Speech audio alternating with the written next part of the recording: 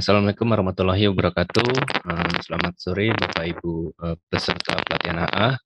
Pada kesempatan kali ini, izinkan saya untuk sharing ya mengenai modul pembelajaran. Sebelumnya saya izin untuk share screen ya Bapak Ibu.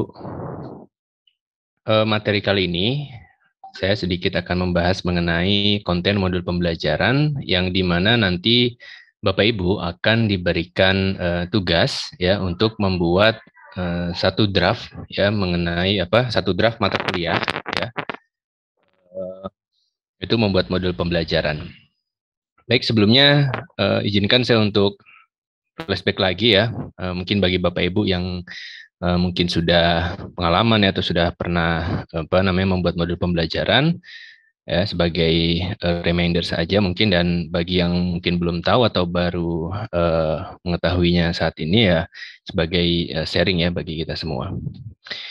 Ya, modul di sini adalah salah satu bentuk bahan ajar ya yang dikemas secara utuh dan sistematis, yang dimana di dalamnya memuat seperangkat pengalaman belajar yang terencana dan didesain untuk membantu para peserta didik menguasai tujuan belajarnya yang secara spesifik.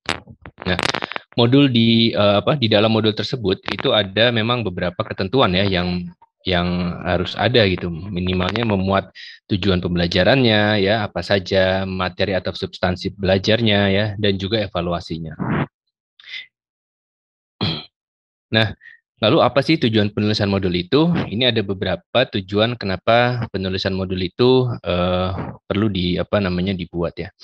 Yang pertama itu memperjelas ya dan mempermudah penyajiannya agar penyajian pesannya maksudnya agar tidak terlalu bersifat verbal ya. Jadi bagaimana modul ini lebih pesertanya atau pengguna modulnya ini merasa nyaman dan mereka bisa menggunakannya secara mandiri. Seperti itu. Yang kedua, mengatasi keterbatasan waktu, ya, ruang, dan daya indera, baik siswa ataupun peserta diklat ya, maupun guru, juga instruktur. Jadi melalui modul ini diharapkan tidak ada lagi ya keterbatasan.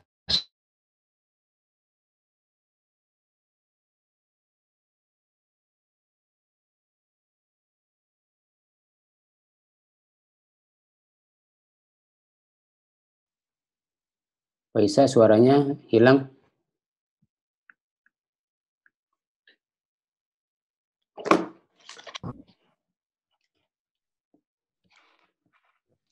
Ya, Patri, halo? Sudah bisa? Ya, sudah. Oke. Sebentar, Patri.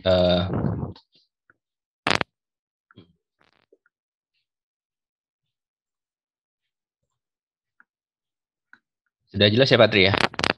Sudah. Baik. Lalu selanjutnya meningkatkan motivasi dan gairah belajar bagi siswa ataupun peserta diklat. Nah, di sini memahami meningkatkan motivasi ini dikarenakan memang modul ini kan nantinya digunakan oleh para peserta didik ya, dalam hal ini mahasiswa. Bagaimana modul itu dapat memotivasi mereka ya untuk belajar secara mandiri.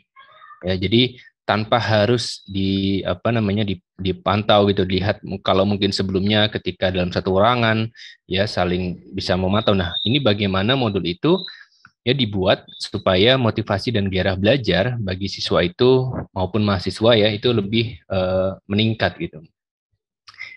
Lalu mengembangkan kemampuan peserta didik dalam berinteraksi langsung dengan lingkungan dan sumber belajar lainnya. Jadi kalau misalkan dalam pembuatan modul itu kan tentu banyak sumber-sumber ya Bapak Ibu ya yang dapat dicantumkan gitu, dan tentunya pembelajaran melalui mandiri ini tidak terbatas cakupannya. Jadi para peserta didik dapat juga ya mencari referensi valid lainnya ya melalui media internet ya ataupun jurnal-jurnal seperti itu. Lalu memungkinkan siswa atau peserta diklat ya belajar mandiri sesuai kemampuan dan minatnya. Dan juga memungkinkan siswa atau peserta diklat dapat mengukur dan atau mengevaluasi sendiri hasil belajarnya. Jadi ini salah satu syarat yang memang harus ada di dalam modul. Jadi ketika nanti peserta didik ya sudah belajar dari materi yang sudah dia baca, yang sudah dia kerjakan, latihan segala macam soal-soalnya. Nanti di akhir unit ya, itu ada namanya evaluasi secara mandiri, di mana ada perhitungan rumus-rumusnya yang ketika nanti dirasa siswa tersebut dari hasilnya ini belum melampaui ya minimum nilai misalkan, mereka bisa kembali lagi di mana yang perlu dievaluasi. Nah, seperti itu. Di sini ada beberapa karakteristik modul ya. Yang pertama ada self instructional, ada self contained secara mandiri ya, tadi yang sudah saya sampaikan. Lalu ada stand alone, berdiri sendiri, adaptif, mudah menyesuaikan, dan user friendly. Nah, kita coba bahas yang pertama mengenai self instruction. 1, memuat tujuan pembelajaran yang jelas dan dapat menggambarkan pencapaian standar kompetensi dan kompetensi dasar. Jadi modul itu awalnya dia biasanya menggambarkan peta kompetensinya. Ya, jadi ketika nanti peserta didik ingin belajar, ketika dia membuka modulnya, dia sudah melihat dulu nih tujuannya apa sih mempelajari modul ini. Jadi supaya lebih terarah ya. Dan tentunya ini menjadi semangat juga. Jadi semakin peserta didik ini semakin ingin tahu lebih jauh lagi dari yang digambarkan daripada tujuan pembelajarannya. Yang kedua, memuat materi pembelajaran yang dikemas dalam unit-unit kegiatan yang kecil atau spesifik sehingga mudah ya dipelajari secara tuntas. Nah, di dalam modul itu dikemas dalam artian unit-unit ini kita pembagian kelompok. Kalau misalkan perkuliahan itu kan kita biasanya pertemuannya 14 ya. Nah, di dalam modul itu kita coba mengemas menjadi 14 unit. Ya, di mana setiap unit itu ya mencakup seluruh kegiatan yang memang kita kecilkan lagi, kita spesifikkan lagi. Ya, dari mulai materinya, rangkumannya, soal latihannya, tes formatifnya, sampai kepada penilaian secara mandiri. Ini yang dinamakan dikemas dalam unit-unit kecil ya yang lebih spesifik. Yang ketiga, tersedia contoh dan ilustrasi yang mendukung kejelasan pemaparan materi belajar. Nah, ini sangat penting sekali. Ini salah satunya meningkatkan gairah belajar bagi peserta didik. Jadi tidak hanya sekedar materi, tidak hanya sekedar tulisan maksud saya, tetapi didukung juga dengan ilustrasi seperti gambar yang sesuai tentunya ya dengan materi yang sedang dibahas gitu. Nah, ini mendukung gairah belajar daripada peserta didik. Yang keempat, terdapat soal-soal latihan, tugas dan sejenisnya yang memungkinkan untuk mengukur penguasaan peserta didik. Ini yang tadi saya sampaikan bahwa setiap unit-unit itu ya dibagi dalam 14 unit, misalkan kalau perkuliahan. Nah, setiap unit itu harus terdapat soal-soal latihan ya berupa esai ya, lalu ada tes formatif berupa pilihan ganda. Nah, seperti itu. Lalu selanjutnya kontekstual, yaitu materi yang disajikan terkait dengan suasana, tugas atau konteks kegiatan dan lingkungan peserta didik. Keenam, menggunakan bahasa yang sederhana dan komunikatif. Kenapa? Karena modul ini nantinya kan akan digunakan secara mandiri. Kalau modulnya itu menggunakan bahasa-bahasa yang mungkin sulit dipahami oleh peserta didik, mereka juga akan kesulitan untuk mempelajarinya secara mandiri. Nah, kenapa ini harus menggunakan bahasa yang sederhana? Supaya modul ini dapat digunakan secara mandiri oleh para peserta didik. Yang ketujuh, terdapat rangkuman materi pembelajaran. Ya, ini biasanya di setiap akhir daripada materinya. Misalkan unit 1 atau pertemuan 1. Itu materinya dulu dibahas, setelah itu bisa dibuat rangkuman setelahnya. Yang kedelapan, terdapat instrumen penilaian yang memungkinkan peserta didik melakukan penilaian mandiri. Ini nanti yang tadi ya disampaikan, instrumen penilaian ini merupakan perumusan yang dimana ketika nanti si peserta didik ini sudah menyelesaikan ya satu unit misalkan, dan dia sudah mengerjakan tugas-tugas atau soal latihan, ya dia bisa melakukan penilaian secara mandiri. Dari hasil situlah nanti peserta didik bisa melihat nih sejauh mana mereka memahami ya modulnya tersebut. Yang ke-9, terdapat umpan balik atas penilaian peserta didik, sehingga peserta didik mengetahui tingkat penguasaan materi. Yang ke-10, terdapat informasi tentang rujukan ya atau pengayaan atau referensi yang mendukung materi pembelajaran yang dimaksud. Ini mungkin maksudnya ini kita kita letakkan pada daftar pustaka ya tentunya ya. Yang kedua self content ya. Ini bila seluruh materi pembelajaran yang dibutuhkan termuat dalam modul tersebut. Tujuan dari konsep ini ialah memberikan kesempatan para peserta didik mempelajari materinya secara tuntas ya, karena materi belajar dikemas ke dalam satu kesatuan yang utuh. Yang selanjutnya adaptif ya. Modul baiknya memang memiliki daya adaptasi yang tinggi terhadap pengembangan ilmu dan teknologi tentunya ya. Nah, dikatakan adaptif jika modul tersebut dapat menyesuaikan perkembangan ilmu pengetahuan dan teknologinya serta fleksibel ya, digunakan di berbagai perangkat keras atau hardware. Jadi nggak kaku Bapak Ibu, jadi bisa diakses di semua perangkat gitu. User friendly ya. Setiap instruksi dan paparan informasi yang tampil bersifat membantu dan bersahabat dengan pemakainya, termasuk kemudahan pemakai dalam merespon dan mengakses sesuai dengan keinginan. Nah, yang tadi penggunaan bahasa yang sederhana ya, mudah dimengerti, serta menggunakan istilah-istilah yang umum digunakan ya, itu merupakan salah satu bentuk user friendly. Dari situlah kan nanti para peserta didik dia memudahkan para peserta didik untuk mempelajari modul itu secara mandiri. Ini ada unsur-unsur dalam modul ya. Yang pertama itu ada judul Bapak Ibu. Judulnya atau cover, bisa dikatakan cover ya, judul ini. Nah, nanti judul mata kuliahnya apa ya.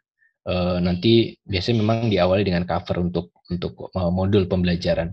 Yang kedua ada petunjuk belajar ya, petunjuk belajar bagi para peserta didiknya. Ya, di sini mungkin bisa digambarkan bagaimana peta kompetensinya gitu. Lalu kompetensi yang akan dicapai, tujuan pembelajaran seperti apa, lalu selanjutnya ada konten atau isi materi ya. Lalu ada informasi pendukung, ada latihan-latihan, petunjuk kerja, juga evaluasi dan feedback ya terhadap hasil evaluasi. Ya, tadi e-modul Bapak Ibu, sekarang kita masuk ke e-modul atau modul elektronik. Dapat didefinisikan sebagai sebuah bentuk penyajian bahan belajar mandiri yang disusun secara sistematis ke dalam unit pembelajaran terkecil untuk mencapai tujuan pembelajaran tertentu yang disajikan dalam format elektronik, ya, di mana setiap kegiatan pembelajaran di dalamnya dihubungkan dengan link-link sebagai navigasi yang membuat peserta didik menjadi lebih interaktif dengan program, ya.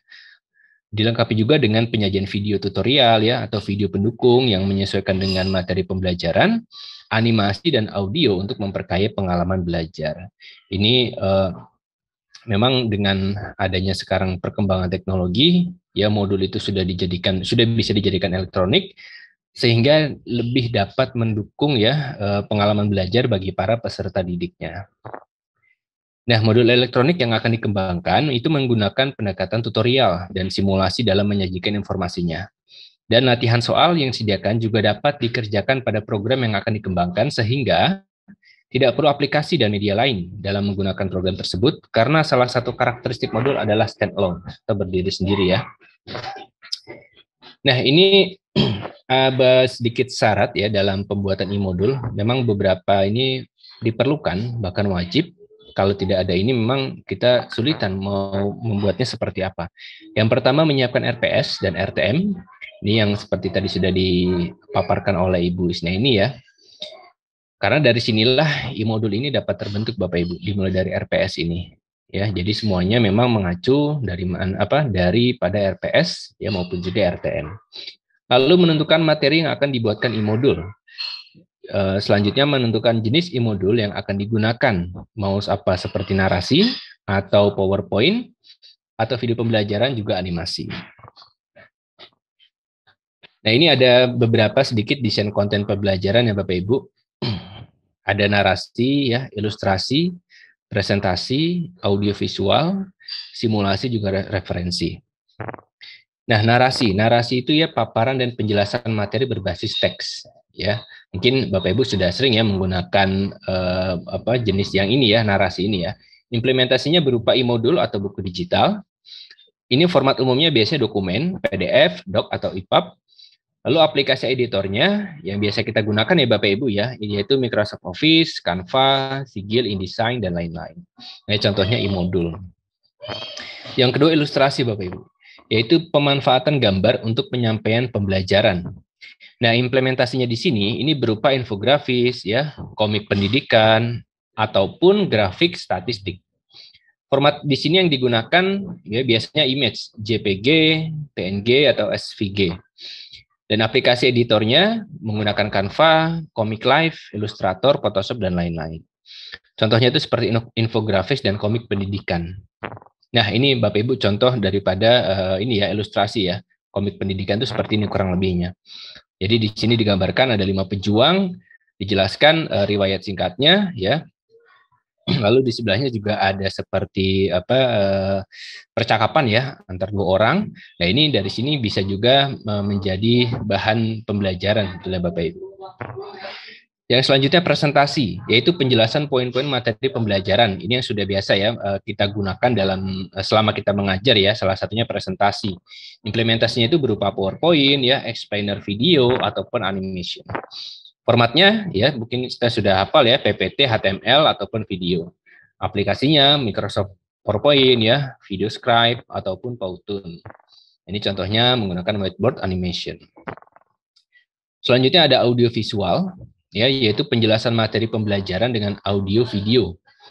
Nah, implementasinya di sini video pembelajaran ya yang tadi sudah dijelaskan ya oleh Bapak Dr. Triwintolo ya mengenai video pembelajaran ini. Lalu ada interview kepakaran narasumber.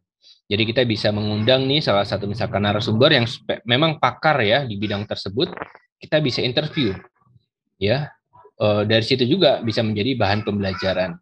Nah, formatnya AVI, MP4 ya atau podcast.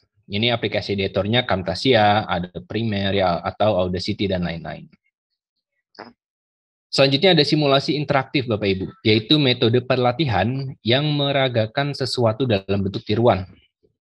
Ini umumnya memang ini disupport ya oleh orang-orang IT ya. Memang ini intensnya itu lebih kepada pembuatan aplikasi. Ini animasi peraga belajar implementasinya ya, atau AR, ada VR, dan laboratorium Maya. Formatnya APK, ini formatnya yang biasa Android ya, .apk, HTML maupun .exe. Contohnya portal ya, Simolek dan Pustekom. Selanjutnya referensi Bapak Ibu. Ini pemanfaatan sumber belajar terbuka dari internet. Ini termasuk juga dalam konten pembelajaran ya. Implementasinya berupa hyperlink. Ya, formatnya bisa weblog, bisa sumber belajar dan repositori video. Nah, ini konsep e-modul Bapak Ibu. Jadi di sini ada 2 lingkaran, di mana di sebelah kiri ada e-book, yaitu buku atau dokumen yang dapat diakses melalui elektronik, gawai, dan komputer. Formatnya di sini PDF, EPUB, ya, dan lain sebagainya. Sebelahnya ada modul. Modul itu berupa cetak ataupun digital. Nah, ketika disatukan, ini bisa dikatakan sebagai e-modul. Baik, Bapak Ibu semua, di sini saya ingin menjelaskan teknis ya Bapak Ibu untuk nanti Bapak Ibu membuat satu draft ya modul pembelajarannya. Ya nanti di sini bila mana memang ada yang kebingungan ya atau ingin ditanyakan silakan saja Bapak Ibu. Kita di sini mungkin sharing diskusi saja ya. Tanya jawab saja sembari berjalan untuk penjelasannya. Jadi nanti untuk tugas Bapak Ibu akan diminta untuk membuat satu draft modul pembelajaran ya yang dimana mata kuliahnya yang biasa Bapak Ibu ampuh ya nanti formatnya sudah akan saya jelaskan di sini.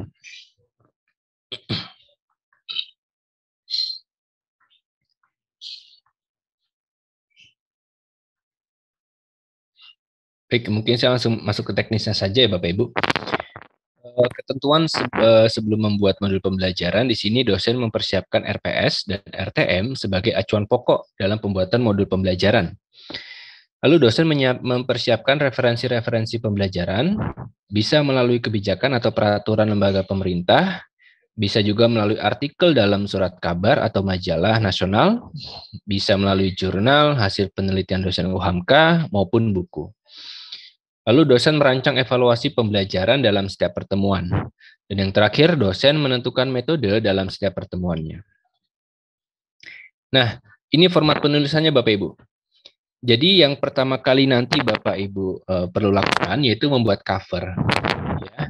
Membuat cover modulnya. Nah, di sini di deskripsinya sini ya, cover itu ya visualisasi yang mewakili keseluruhan konsep maupun konten yang terdapat dalam modul pembelajaran. Ya. Ya kalau memang misalkan Bapak Ibu ini kesulitan dalam desain ya mungkin sebisanya saja mungkin ya. Itu. Nah, yang di sini untuk cover ini yang wajib ada ya, yang pertama itu ada logo universitas. Logo universitas nanti akan saya berikan gambaran juga di lampiran, di akhir ada lampirannya. Yang perlu ada di dalam cover itu yaitu yang ke satu logo universitas, yang kedua nama universitas, ini ukurannya sudah ditentukan juga Bapak Ibu, fontnya 14, lalu ditulis secara bold atau ditebalkan tulisannya. Yang ketiga nama fakultas. Ini juga sama Bapak Ibu, ini fontnya 14, ditulis secara tebal. Yang keempat nama program studi, font 14 juga, cetak tebal. Lalu nama mata kuliah, khusus nama mata kuliah ini di font 26, tetap dicetak tebal. Selanjutnya identitas penyusun modul, ya kalau di sini untuk identitasnya fontnya cukup 11 Bapak Ibu. Jadi ada nama, gelar, dan juga NIDN. Lalu ilustrasi atau gambar sesuai tema mata kuliah. Nah, ini mungkin Bapak Ibu bisa tambahkan nih, kalau misalkan terkait mata kuliah e-commerce, ya bisa mungkin gambarnya mewakili alur e-commerce seperti apa atau yang berkaitan dengan e-commerce misalkan. Lalu yang ke-8 harus ada tahun penyusunan modul, ditulis dengan font 14, dicetak tebal. Selain ada unsur wajib, ini ada juga unsur pendukung, tapi sifatnya opsional saja, seperti kombinasi warna, tata letak yang seimbang, ya. Lalu font tulisan yang jelas ya, ini Tahoma. Jadi menggunakan format Tahoma ya Bapak Ibu ya. Yang kedua, ini ada halaman ucapan terima kasih. Jadi setelah cover selesai Bapak Ibu nanti membuat halaman ucapan terima kasih. Nanti formatnya sudah ada, ya, untuk halaman ucapan terima kasihnya. Di sini untuk unsur wajibnya ada satu saja, yaitu jenis fontnya Tahoma, fontnya 11 dan spasinya 1.15. Setelah halaman ucapan terima kasih Bapak Ibu selesai, selanjutnya Bapak Ibu perlu membuat daftar isinya, ya. Daftar isinya seperti format daftar isi ya pada umumnya ya. Lalu jenis fontnya Tahoma, fontnya 11, dicetak tebal, spasinya 1.15. Nah, setelah cover, halaman ucapan terima kasih, daftar isi selesai. Selanjutnya Bapak Ibu membuat daftar gambar, tapi ini opsional saja Bapak Ibu ya. Untuk daftar gambar, daftar tabel ya atau lambang opsional saja jika diperlukan. Ya.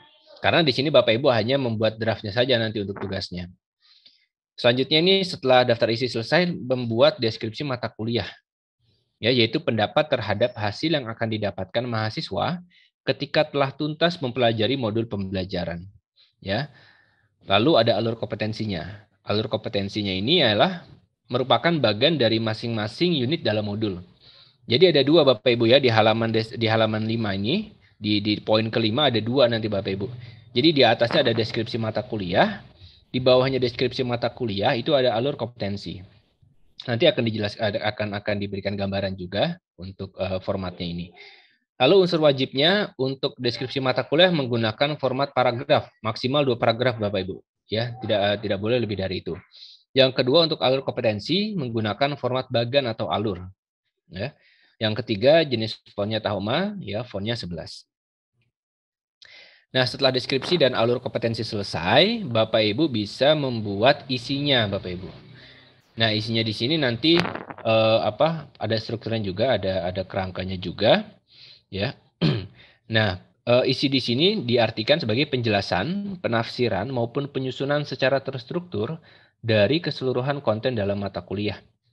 Nah, muatan modul terdiri dari 14 unit, ya, di mana masing-masing unit terdiri dari yang pertama unsur wajib ya, judul unitnya Tahoma, font size-nya 14, dicetak tebal. Yang kedua isi materinya, ya, font 11, spasi 1.15 ya. Lalu ketiga ada tabel proses pembelajaran. Jadi nanti Bapak Ibu perlu membuat tabel proses pembelajaran. Di dalamnya itu berisikan yaitu metode pembelajaran, estimasi waktu pembelajaran, dan sub capaian pembelajaran mata kuliah atau sub CPMK.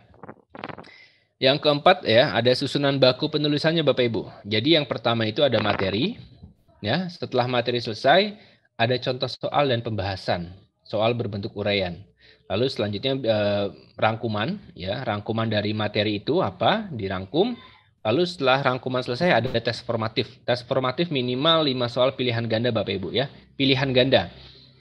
Jadi di sini ada dua jenis. Yang pertama tadi contoh soal dan pembahasan, soalnya berbentuk uraian, esai. Yang kedua tes formatif, ya, yaitu minimal 5 soal pilihan ganda. Nah, lalu setelahnya itu, di bawahnya tes formatif itu ada kunci jawaban Bapak Ibu. Kunci jawaban dan pedoman penskoran. Jadi nanti peserta didik ya bisa menilainya setelah mereka selesai mempelajari materi-materi yang sudah dibaca sebelumnya. Lalu selanjutnya ada glosarium. Ya, ini bila memang di dalam modul Bapak Ibu ada daftar-daftar kata ya dengan penjelasannya dalam bidang tertentu, ini bisa dicantumkan di glosarium. Ya, seperti di sini kan sudah dijelaskan bahwa format daftar sesuai alfabet atau abjad. Jadi A dulu ya. Nah, tetapi ada pengecualian bila singkatan didahului dengan angka. Wajib didahulukan penampatannya sebelum alfabet atau abjad. Jadi misalkan ada angka, misalkan 1 atau 2 itu didahulukan sebelum alfabet atau abjad. Dan yang terakhir ada daftar pustaka Bapak Ibu. Ya, daftar pustaka di sini mencantumkan judul buku, ya, nama pengarang, penerbit dan sebagainya yang ditempatkan pada bagian akhir suatu karangan atau buku dan disusun menurut abjad. Nah, ini adalah contoh penulisan daftar pustaka. Yang ke-1 ada rujukan berbentuk buku. Ya, contohnya seperti ini Bapak Ibu. Yang kedua ada buku dengan 2 penulis atau lebih. Lalu ada buku terjemahan. Lalu bisa juga dari rujukan dari jurnal ya. Lalu rujukan dari surat kabar atau majalah nasional. Lalu rujukan dari kebijakan dari lembaga pemerintah. Nah, itu Bapak Ibu ya untuk format pembuatan modul pembelajarannya. Nah, selanjutnya di sini bawahnya ini ada formatnya Bapak Ibu. Ini yang perlu nanti Bapak Ibu fokuskan di sini. Bapak Ibu bisa melihat contohnya di sini. Ini ada lampiran-lampiran Bapak Ibu ya. Yang pertama cover. Nah, cover di sini seperti tadi yang sudah saya jelaskan ya, ada modul pembelajaran, ada judul mata kuliahnya, ya, lalu ada logo universitas, lalu ada penyusun ya. Juga ada di sini nama universitas juga program studi dan tahun penyusunan modul. Ini kurang lebih ini Bapak Ibu. Nanti Bapak Ibu bisa mengacu pada lampiran yang ada di panduan penyusunan modul pembelajaran. Cover sudah, lalu selanjutnya ada halaman ucapan terima kasih. Ini halaman ucapan terima kasih Bapak Ibu sudah kami sediakan untuk formatnya seperti ini. Nanti Bapak Ibu bisa sesuaikan ya dengan ketua program studinya masing-masing ya. Seperti itu. Lalu selanjutnya ada daftar isi Bapak Ibu ya. Daftar isi ini biasa menggunakan format saja yang sudah disediakan oleh Office ya. Setelah daftar isi, ini ada daftar gambar opsional saja. Kalau memang ada, silakan dicantumkan ya. Kalau tidak ada ya tidak perlu. Selanjutnya ada deskripsi mata kuliah. Ini yang tadi saya katakan ada 2 dalam 1 lembar. Deskripsi mata kuliah dan alur kompetensi. Deskripsinya ya hanya 2 paragraf saja maksimal. Lalu peta kompetensinya seperti ini Bapak Ibu. Jadi dimulai dari pertemuan ke-1 ya, dia akan menaik 2, 3, 4, 5, 6, 7, 8, 9, 10 sampai kepada menuju ya pada tujuannya. Itu kalau di sini di e-commerce menerapkan konsep-konsep dasar e-application untuk menyelesaikan permasalahan di dalam e-commerce, dalam kehidupan sehari-hari dan dalam bidang ilmu yang relevan.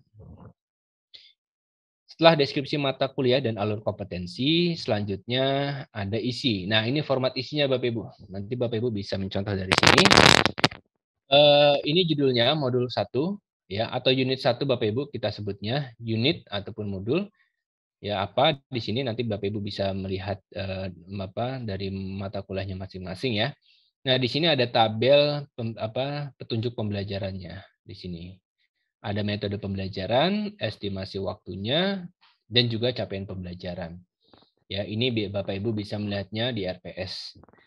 Lalu selanjutnya pembuatan materi. Di sini materi 1, ya bisa langsung Bapak Ibu tuliskan materinya di sini. Jika sudah materinya selesai, baru diberikan latihan soal. Latihan soalnya di sini berupa esai Bapak Ibu. Ya. Setelah itu, setelah latihan 1 diberikan jawabannya. Ya. Langsung berikan jawabannya di bawahnya. Setelah itu baru rangkuman Bapak Ibu, rangkuman 1. Rangkuman ini dalam artian 1 ini unit ke-1 Bapak Ibu ya. Nah, setelah itu baru masuk ke tes formatif. Tes formatif di sini wajib pilihan ganda ya Bapak Ibu ya, wajib pilihan ganda. Nah, setelah tes formatif di bawahnya baru Bapak Ibu bisa cantumkan jawaban tes formatifnya. Ya, seperti ini. Lalu yang terakhir itu ada namanya rumus penilaian, maaf. Rumus penilaian nanti peserta didik setelah mempelajari materi yang di atas, peserta didik bisa langsung nih melihat ya tingkat penguasaannya seperti apa. Nah, di sini opsional untuk QR code video pembelajaran. Jadi Bapak Ibu yang sudah memiliki video pembelajaran ya, Bapak Ibu bisa cantumkan nih Bapak Ibu di modul. Jadi nanti peserta didik ketika mengakses modul pembelajaran tinggal di-scan saja. Ini sangat bagus sekali dalam mendukung visualisasi daripada modul pembelajaran tersebut. Yang terakhir ini ada glosarium ya. Glosarium dan yang selanjutnya ada daftar pustaka. Baik, mungkin itu saja Bapak Ibu yang dapat saya sampaikan mengenai panduan pembuatan modul pembelajaran. Assalamualaikum warahmatullahi wabarakatuh.